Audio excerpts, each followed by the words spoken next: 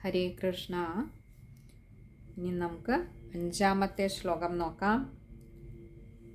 സമനുഷ്യതരൂപയാ മഹിഷ്യാ ഗുണവത്യാ സുതയാ ച ദേവഹൂത്യാ ഭവദീരിത നാരദോപദിഷ്ടഃ സമഗാത് കർദമമാഗതി പ്രതീക്ഷം. ഇനി നമുക്ക് അതിലെ പദങ്ങളുടെ അർത്ഥം നോക്കാം. തൊട്ടു മുൻപുള്ള ശ്ലോകത്തിൽ ഭഗവാൻ കൊടുത്ത അനുഗ്രഹങ്ങളായിരുന്നു നമ്മൾ പറഞ്ഞു നിർത്തിയത്. ആ പ്രജാസൃഷ്ടിക്കായിക്കൊണ്ട് ആഗ്രഹിച്ചിരുന്ന കർദമ പ്രജാപതിക്ക്, അല്ലെങ്കിൽ അതിനുവേണ്ടി ഭഗവാന്റെ അനുഗ്രഹത്തിനായി തപസ് ചെയ്ത കർദമ പ്രജാപതിക്ക് ഭഗവാൻ കൊടുത്ത അനുഗ്രഹങ്ങളാണ് നമ്മൾ കണ്ടത്. ഇനി ബാക്കി പറയുകയാണ്. സ എന്നാൽ സഹ, അതായത് ആ എന്നുള്ള അർത്ഥത്തിലാണ്. മനുശതരൂപയാ മഹിഷ്യ. മനുശതരൂപയ, മനുഹു ശതരൂപയ, ഇങ്ങനെ രണ്ട് വാക്കുകൾ ചേരുന്നതാണ് മനുശതരൂപയ. മനുഹു എന്ന് പറയുന്നത് ആ സ്വയംഭുവ മനു. ആ സ്വയംഭുവ മനുവും അദ്ദേഹത്തിൻ്റെ പത്നിയായിട്ടുള്ള ശതരൂപയ, ശതരൂപാദേവിയും. അപ്പോൾ ശതരൂപ എന്ന ആ തൻ്റെ പ്രിയപ്പെട്ട മഹിഷ്യ, മഹിഷ്യ എന്നാൽ മഹിഷി, പട്ടമഹിഷി എന്നുള്ള അർത്ഥമാണ്. അതായത് ഭാര്യ, തൻ്റെ പ്രിയപത്നിയായ ആ ശതരൂപാദേവിയോടും കൂടി ആ സ്വയംഭുവ മനു ഗുണവത്യ. ഗുണവത്യ എന്ന് പറഞ്ഞു കഴിഞ്ഞാൽ ഏറ്റവും ഗുണവതിയായിട്ടുള്ള, എല്ലാ സദ്ഗുണങ്ങളുടെയും ഇരിപ്പിടമായിട്ടുള്ള സുതയ. സുതയാച്ച എന്ന് പറഞ്ഞാൽ അവിടെ മക്കളായ, സുത എന്നാൽ മകള്. ഇവിടെ ആരുടെ കാര്യം? ദേവഹൂതിയുടെ കാര്യമാണ് പറയുന്നത്. അപ്പോൾ മകളായ ദേവഹൂത്യ. ദേവഹൂത്യ പറഞ്ഞാൽ ദേവഹൂതിയോടും കൂടി. അപ്പോൾ ഭഗവാൻ ഇങ്ങനെ അനുഗ്രഹം കൊടുത്ത് ഭഗവാൻ അപ്രത്യക്ഷനായി കർദമ പ്രജാപതിയുടെ ആശ്രമത്തിൽ.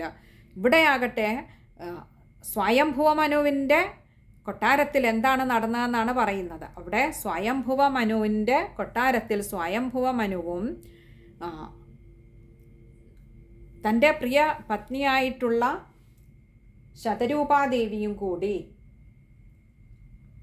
തൻ്റെ ഗുണവതിയായിട്ടുള്ള, ഗുണശീലയായിട്ടുള്ള ആ ദേവഹൂതിയോടുകൂടി ഭവദീരിത നാരദോപദിഷ്ടഃ.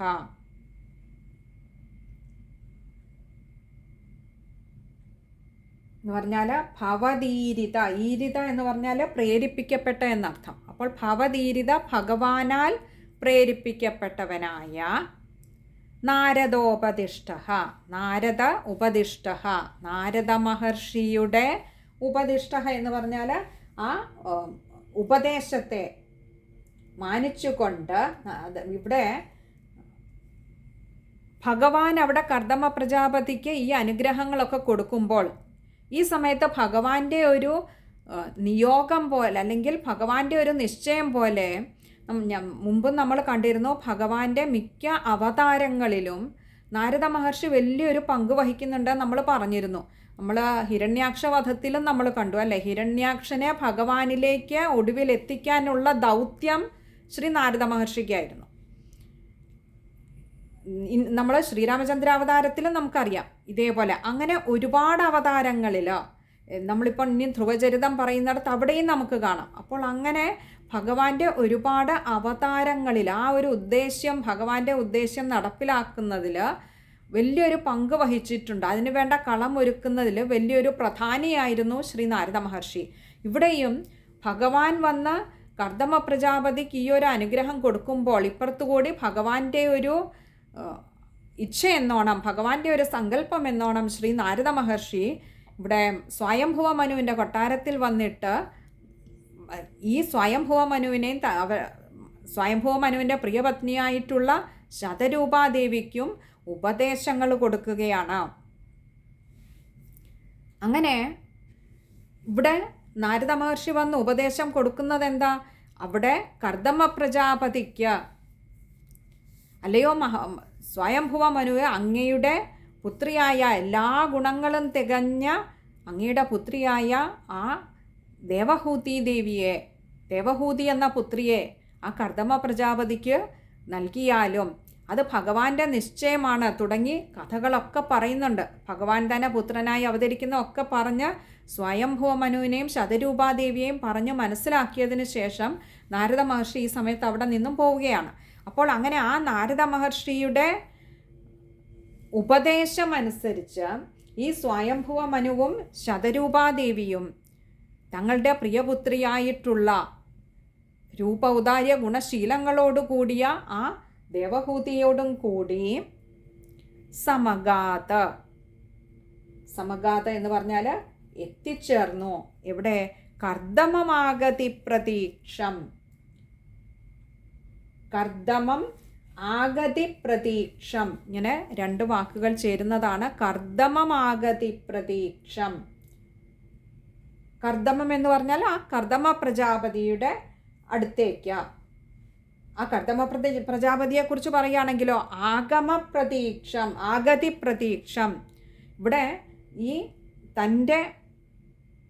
തനിക്ക് കിട്ടിയ നിർദ്ദേശം, ഭഗവാൻ തന്നോട് കൽപ്പിച്ചതനുസരിച്ച് ആ സ്വയംഭുവ മനുവിൻ്റെ പുത്രിയെ വിവാഹം കഴിക്കണം എന്ന് പറഞ്ഞതുകൊണ്ട് തന്നെ ഇവർ തന്നിലേക്ക് വരും, തൻ്റെ അടുത്തേക്ക് വരും എന്നൊരു പ്രതീക്ഷയോട് കൂടി തന്നെയാണ് ഇവിടെ കർദമ പ്രജാപതി കഴിയുന്നത്. അങ്ങനെയുള്ള ആ കർദമ പ്രജാപതിയുടെ അടുത്തേക്ക് ആരേക്കാത്താണോ ഇത്ര നേരവും കർദമ പ്രജാപതി ഇരുന്നത് ഭഗവാന്റെ ആജ്ഞ അനുസരിക്കാൻ, അല്ലെങ്കിൽ ഭഗവാന്റെ ആജ്ഞ അനുസരിച്ച് ഭഗവാന്റെ സങ്കല്പം അനുസരിച്ച് ബാക്കി നടക്കട്ടെ എന്ന് ചിന്തിച്ചുകൊണ്ട് ആരെ പ്രതീക്ഷിച്ചാണോ കർദമ പ്രജാപതി ഇരുന്നത്, ആ സ്വയംഭുവ മനുവും ശതരൂപാദേവിയും തൻ്റെ പുത്രിയായിട്ടുള്ള ആ ദേവഹൂതിയോടും കൂടി ഇവിടെ കർദമ പ്രജാപതിയുടെ ആശ്രമത്തിലേക്ക് എത്തിച്ചേർന്നു. ഇവിടെ നമ്മൾ നോക്കിക്കഴിഞ്ഞാൽ നടന്നതൊക്കെ ഭഗവാന്റെ നിശ്ചയമാണ്, ഭഗവാന്റെ സങ്കല്പമാണ്. ഇവിടെ കർദമ പ്രജാപതിയുടെ കഴിവുമല്ല, സ്വയംഭുവ മനുവിൻ്റെ ഒരു നേട്ടമോ ഒന്നും തന്നെയല്ല ഇവിടെ നടക്കുന്നത്, അല്ലെങ്കിൽ സ്വയംഭുവ മനുവിൻ്റെ നിശ്ചയവുമല്ല. പക്ഷെ ഭഗവാന്റെ സങ്കല്പം അനുസരിച്ച് ഇവിടെയെല്ലാം നടന്നുകൊണ്ടിരിക്കുകയാണ്. അതിന് പലയിടത്തും പലതരത്തിലും കളങ്ങൾ ഒരുക്കപ്പെടുക മാത്രമാണ് ചെയ്യുന്നത്. ഇവിടെ നാരദ മഹർഷി അതിനൊരു നിമിത്തമായി ഭവിക്കുന്നു. നമ്മുടെയൊക്കെ ജീവിതത്തിലും നടക്കുന്നതൊക്കെ ഭഗവാന്റെ സങ്കല്പമാണ്. അതിന് പലപ്പോഴും പലരും പലതും നിമിത്തങ്ങളായി മാറുകയാണ് ചെയ്യുന്നത്. നമ്മൾ കണ്ടിട്ടുണ്ടാവും, ചിലപ്പോൾ നമ്മൾ എന്തെങ്കിലും ഒരു കാര്യം ചെയ്യണമെന്ന് അല്ലെങ്കിൽ എവിടെയെങ്കിലും ഒരിടത്ത് പോകണമെന്ന് ആഗ്രഹിച്ചിരിക്കുന്ന സമയത്ത് അപ്രതീക്ഷിതമായ കാരണങ്ങളാൽ ചിലപ്പോൾ അത് മുടങ്ങിപ്പോവും. നമുക്കാകട്ടെ ഭയങ്കര നിരാശയുമായിരിക്കും. പിന്നീടാവും അറിയുന്നത് നമ്മൾ പോകാനിരുന്ന വഴിയിൽ എന്തെങ്കിലും ഒരു അപകടം നടന്നു, അല്ലെങ്കിൽ നമ്മൾ പോകാനിരുന്ന ട്രെയിൻ അല്ലെങ്കിൽ ബസ്സൊക്കെ ഏതെങ്കിലും ഒരു അപകടത്തിൽ പെട്ടു എന്നൊക്കെ. അപ്പോൾ ആ അപകടത്തിൽ നിന്നും നമ്മളെ രക്ഷിച്ചത് ആരാണ്? അല്ലെങ്കിൽ ആ അപകടത്തിൽ നമ്മൾ ചെന്ന് പെടേണ്ടവരല്ല, നമുക്കതിനുള്ള പ്രാരബ്ധമില്ല എന്ന് എല്ലാം അറിയുന്ന ഭഗവാൻ അറിയുന്നത് കൊണ്ടാണ് നമ്മളെ ആ സാഹചര്യത്തിലേക്ക് തള്ളിവിടാതെ നമ്മളുടെ ആ യാത്ര മുടക്കിയത്. എന്നാൽ ചിലർക്കാവട്ടെ അന്ന് പോകാനിരുന്നതാവില്ല, പക്ഷേ പെട്ടെന്ന് മറ്റാരെങ്കിലും, ഇപ്പോൾ നമ്മുടെ ബന്ധുക്കളോ സുഹൃത്തുക്കളോ ആരെങ്കിലും ചോദിച്ചിട്ട് നമ്മൾ പെട്ടെന്ന് അവരുടെ കൂടെ ഇറങ്ങിത്തിരിക്കും. നമ്മൾക്ക് ആ ഒരു സമയത്ത് ആ ഒരു അപകടം പറ്റണമെന്നുണ്ടെങ്കിൽ, ആ ഒരു പ്രാരബ്ധം നമ്മളോടൊപ്പം ഉണ്ടെങ്കിൽ ഉറപ്പായും നമ്മൾ ഇറങ്ങിത്തിരിക്കും. ആ ഇറങ്ങിത്തിരിച്ച് നമ്മൾ ചെന്ന് ചേരുന്നത് ഈ ഒരു അപകടത്തിലേക്കുമായിരിക്കും. അപ്പോൾ ഇതൊക്കെ നമ്മുടെ പ്രാരബ്ധങ്ങൾ നന്നായി അറിയുന്ന ഭഗവാൻ കൃത്യമായി കളം വരച്ചു വെച്ചിട്ടുണ്ട്, നമ്മൾ ഏതൊക്കെ കളത്തിൽ എപ്പോഴൊക്കെ എത്തിച്ചേരണമെന്നുള്ളത്. അതിന് പലപ്പോഴും ഇതുപോലെ പലരും പലതും നിമിത്തങ്ങളാവാറുണ്ട്. ചിലപ്പോൾ നമ്മുടെ ബന്ധുക്കൾ കൂട്ടിക്കൊണ്ടു പോകും. ബന്ധുക്കൾക്ക് അപകടമൊന്നും ഉണ്ടാവില്ല, ബന്ധുക്കളും നമ്മളോടൊപ്പം യാത്ര ചെയ്യുന്നവരാവാം. എന്നിട്ടും ബന്ധുക്കൾ രക്ഷപ്പെടും, നമുക്ക് അപകടം പറ്റും.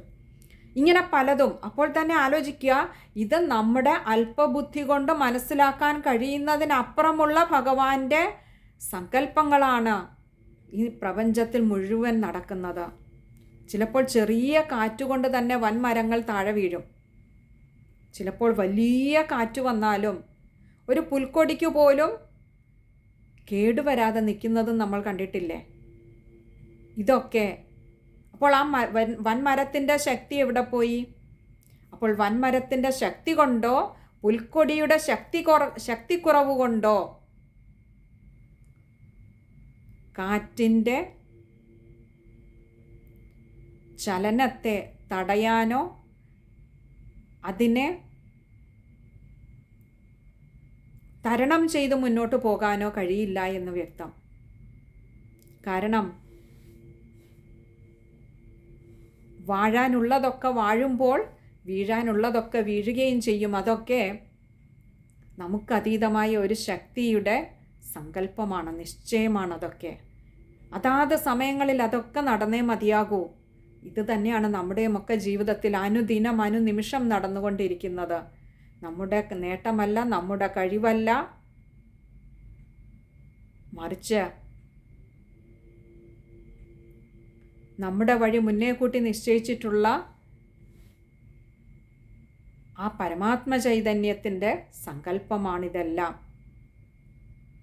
തൻ്റെ മായ കൊണ്ട് ഈ വിശ്വത്തെ മുഴുവൻ സൃഷ്ടിച്ച ഭഗവാൻ തൻ്റെ കയ്യിലെ ഒരു കുഞ്ഞ് റിമോട്ട് കൊണ്ട് ഒരു കുഞ്ഞ് കാറ്, കുട്ടികളൊക്കെ കളിക്കുന്ന കാറ് ചലിപ്പിക്കുന്നത് പോലെ അവിടുത്തെ സങ്കല്പമനുസരിച്ച് നമ്മളൊക്കെ ചലിച്ചുകൊണ്ടിരിക്കുന്നു എന്ന് മാത്രം. എല്ലാം അവിടുത്തെ തീരുമാനമാണ്. ഹരേ കൃഷ്ണ. ഇനി നമുക്ക് ആ ശ്ലോകം ഒന്നുകൂടി ഒന്ന് നോക്കാം.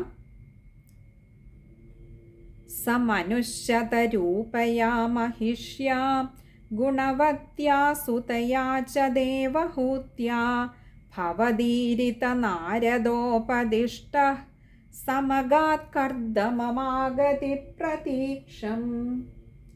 ഇനി നമുക്ക് ആ ശ്ലോകം വായിക്കുമ്പോൾ ശ്രദ്ധിക്കേണ്ട കാര്യങ്ങൾ, നമ്മൾ ആദ്യത്തെ വരിയിൽ സമനുശതരൂപയ, അവിടെ ചില ബുക്കിൽ ശതരൂപയ എന്നുള്ളത് പ്രത്യേകം എഴുതിയിരിക്കുകയായിരിക്കും, ചിലതിൽ കൂട്ടക്ഷരമായിട്ടായിരിക്കും എഴുതിയിരിക്കുന്ന ശ. അങ്ങനെയാണെങ്കിൽ കൂട്ടക്ഷരമാണെങ്കിൽ സമനുശതരൂപയ, ആ ശ ഒന്ന് കട്ടിയിൽ വായിക്കുക. ഇനി അല്ല, അത് പിരിച്ചാണ് എഴുതിയിരിക്കുന്നതെങ്കിൽ മനുഹു ശതരൂപയ അങ്ങനെയാണ് എഴുതിയിരിക്കുന്നതെങ്കിൽ അവിടെ ആ ഹകാരം, ആ വിസർഗത്തിൻ്റെ ഹകാരം കൊടുത്ത് വായിക്കാൻ ശ്രമിക്കുക. പിന്നെ അടുത്തത്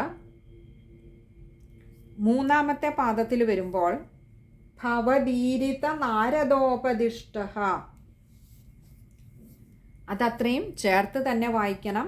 തന്നെയല്ല, അവിടെയും വിസർഗമുണ്ട്, പകുതി ഹകാരത്തിൽ നിർത്തുക.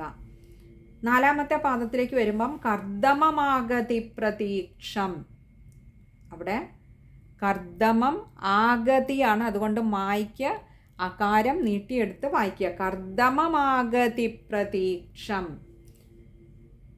ഇത് ഇത്രയും കാര്യങ്ങളാണ് ആ ഒരു ശ്ലോകത്തിൽ വായിക്കുമ്പോൾ ശ്രദ്ധിക്കാനായിട്ടുള്ളത്. ഇനിയും അതിൻ്റെ ആ ശ്ലോകത്തിലെ അന്വയക്രമത്തിലുള്ള പദങ്ങൾ കൂടി നമുക്കൊന്ന് നോക്കാം. ഭവദീരിത നാരദോപദിഷ്ടഃ സഹ മനുഹു ശതരൂപയാ മഹിഷ്യാ ഗുണവത്യാ ദേവഹൂത്യാ സുതയാ ച ആഗതി പ്രതീക്ഷം കർദമം സമഗാത്. ഒന്നുകൂടി പറയാം. ഭവദീരിത നാരദോപദിഷ്ടഃ സഹ മനുഹു ശതരൂപയാ മഹിഷ്യാ ഗുണവത്യാ ദേവഹൂത്യാ സുതയാ ച ആഗതി പ്രതീക്ഷം കർദമം സമഗാത്. ഇവിടെ ഈ ഒരു ശ്ലോകത്തിൽ ഇവിടെ നമുക്ക് തോന്നാം, എന്തുകൊണ്ടാണ് സാധാരണ ഒരു വിവാഹത്തിന് പെൺകുട്ടിയെ വരൻ്റെ അടുത്തേക്ക് കൊണ്ടുവന്ന് വിവാഹം കഴിപ്പിക്കുകയല്ല ചെയ്യുക, അല്ലേ, നമുക്കൊക്കെ അറിയുന്ന. പക്ഷെ ഇവിടെ നടന്നതൊക്കെ അവിടുത്തെ നിശ്ചയമാണ്. തന്നെയല്ല, ഈ കർദമ പ്രജാപതിയുടെയും ശതരൂപാദേവിയുടെയും പുത്രനായി പിറക്കാൻ പോകുന്നത് സാക്ഷാൽ ഭഗവാനാണ്. ആ സംഗമം അവിടെ നടന്നേ മതിയാവുകയുള്ളൂ. അപ്പോൾ അതൊക്കെ നന്നായി മനസ്സിലാക്കിക്കൊണ്ട് തന്നെയാണ് നാരദ മഹർഷി ഇവിടെ വന്നിട്ട് ആ സ്വയംഭുവ മനുവിനും ശതരൂപാദേവിക്കും ഉപദേശം നൽകുന്നത്, മകളെയും കൊണ്ട് പൊയ്ക്കോളൂ എന്ന്. അങ്ങനെയാണ് അവരിവിടെ വരുന്നത്. അങ്ങനെ ഇവിടെ വെച്ച് ആ മംഗളകർമ്മം നടക്കുകയും ചെയ്യുന്നു. കർദമ പ്രജാപതി ദേവഹൂതി ദേവിയെ വിവാഹം ചെയ്യുന്നു. ബാക്കി നമുക്ക് തുടർന്നുള്ള ശ്ലോകങ്ങളിൽ കാണാം. ഹരേ കൃഷ്ണ.